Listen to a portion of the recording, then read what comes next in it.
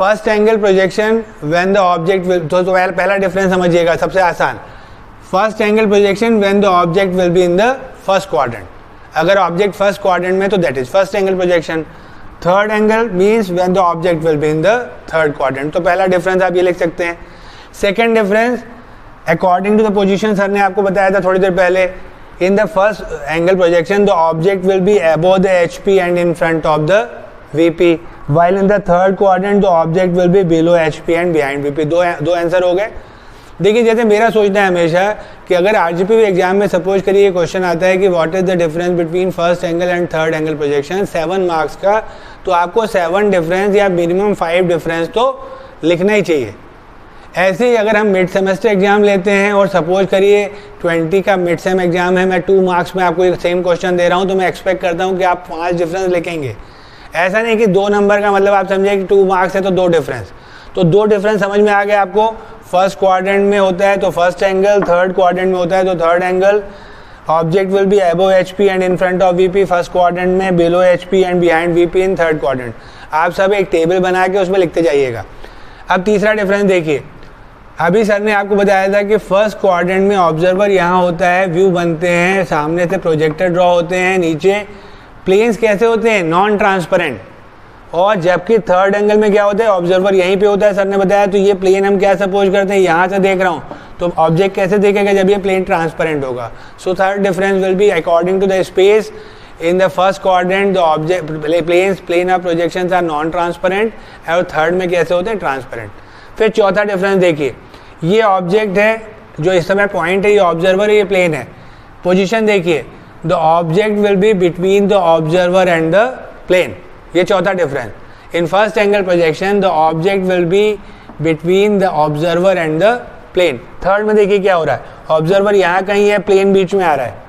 So in the third angle projection the plane comes between the observer and the object. तो 4 difference तो आप space में ही बता सकते हो, कितने आसान है, चारों समझ में आ रहे हैं आपको।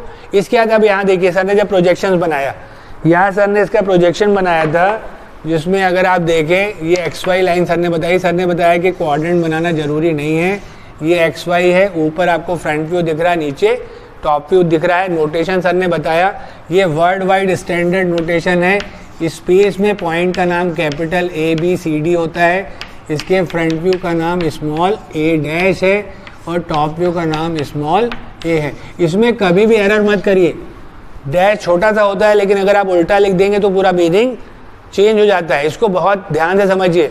सर ने भी कई बार आपसे पुशअप किया कि VP पे हमेशा फ्रंट व्यू बनता है, उसका क्वाड्रेंट से कोई रिलेशन नहीं है।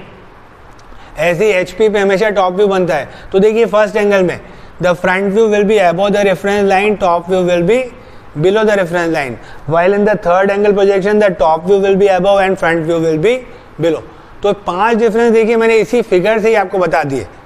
इसके अलावा जैसे मैंने थोड़ी देर पहले बताया आपको कि प्लेन जो होता है फर्स्ट एंगल में object will be between the observer and plane, ऐसे जब हम साइड व्यू बनाते हैं, जिसकी अभी सर ने आपसे बात नहीं की, पर मैं आपको याद दिलाऊं कि साइड व्यू बनाने के लिए हम एक थर्ड प्लेन यूज करते हैं which can be perpendicular to HP and VP both, जिसको हम प्रोफाइल प्लेन बोलते हैं।